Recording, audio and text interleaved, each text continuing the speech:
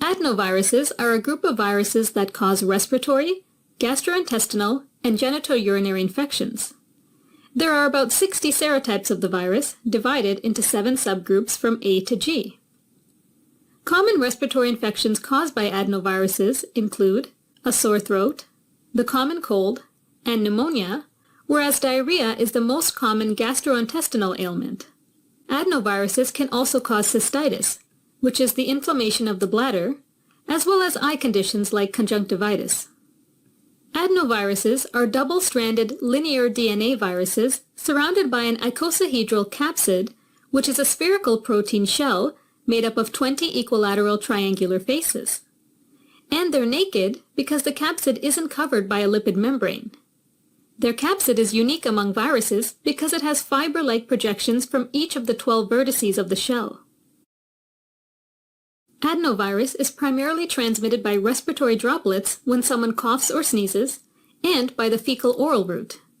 In other words, you catch it by ingesting the stool or vomit particles of someone who is sick. Yuck. This can happen if infected stool ends up in the water supply or on agricultural fields, if flies land on it and transfer stool particles to other places, or by touching contaminated surfaces. You can summarize it as the 4 F's: fluids, fields, flies, and fingers. As a result, adenovirus can end up in food and drinking water. 2 less common modes of transmission are from mother to newborn via the cervical fluid in the birth canal and following an organ transplant from a donor who has an adenovirus infection. After entering the body, the virus heads for epithelial cells like those that make up the respiratory, GI, or urinary mucosa, where it uses its fiber projections to bind to the Coxsackie adenovirus receptor on cell membranes.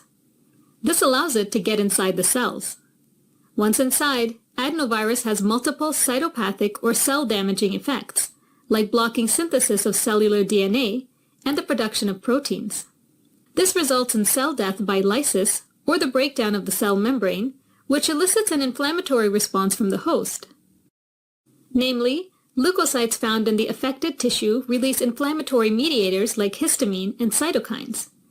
This makes blood vessels in the infected zone dilate and become more permeable, allowing more leukocytes and fluid to enter local tissue to fight the infection. This translates into the 4 cardinal signs of inflammation: heat, pain, redness, and swelling. Now, different serotypes of adenovirus prefer different types of epithelial cells, so the impact of adenovirus infection on the body will vary.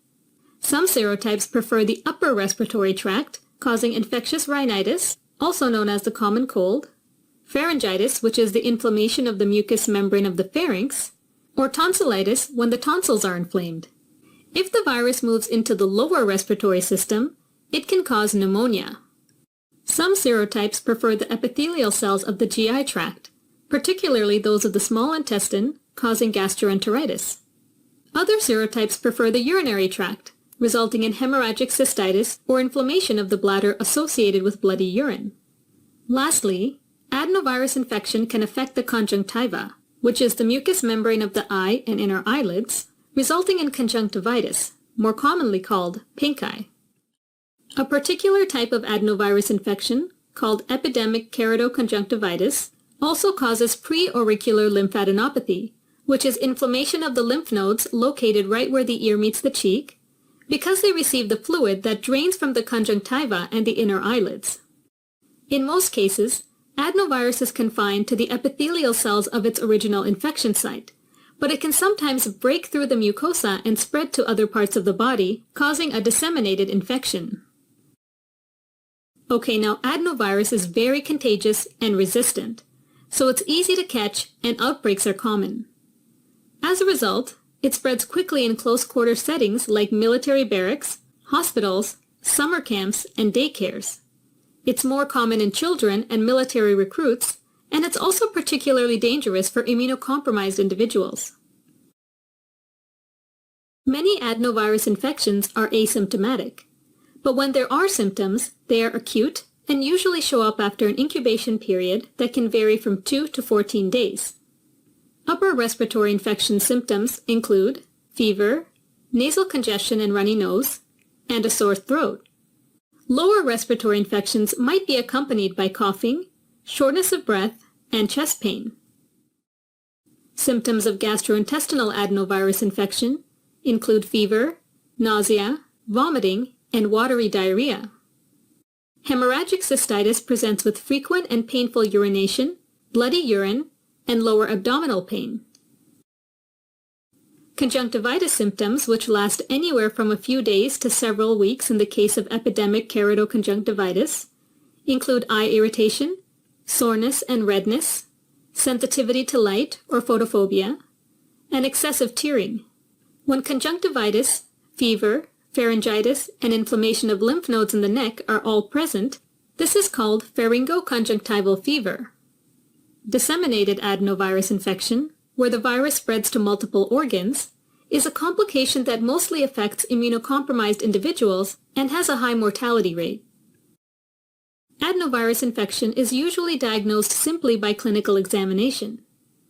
In the case of an outbreak or of someone with particularly severe symptoms, the diagnosis can be confirmed with a viral culture, adenovirus-specific viral antigen assays, and polymerase chain reaction assays that look for the viral DNA. Fortunately, most adenovirus infections are mild and improve with hydration and a few days of rest.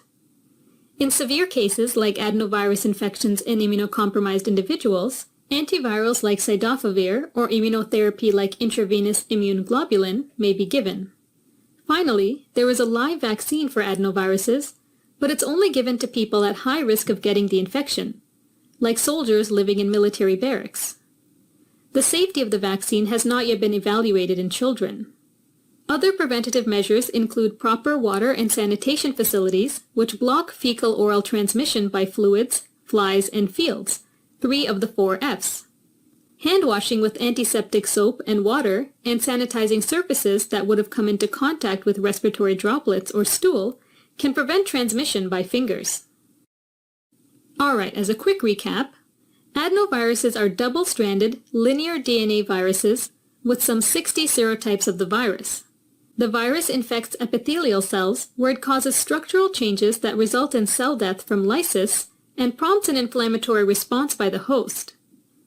It's transmitted by respiratory droplets, the fecal-oral route, cervical fluid, and via organ transplants. It can affect the respiratory system, causing pharyngitis, rhinitis, and pneumonia, the gastrointestinal system, causing gastroenteritis, the genitourinary system, causing hemorrhagic cystitis, and the eyes, causing conjunctivitis. Symptoms vary based on which system is infected. Treatment is usually supportive, except in severe cases or for immunocompromised individuals when antivirals and immunotherapy might be given.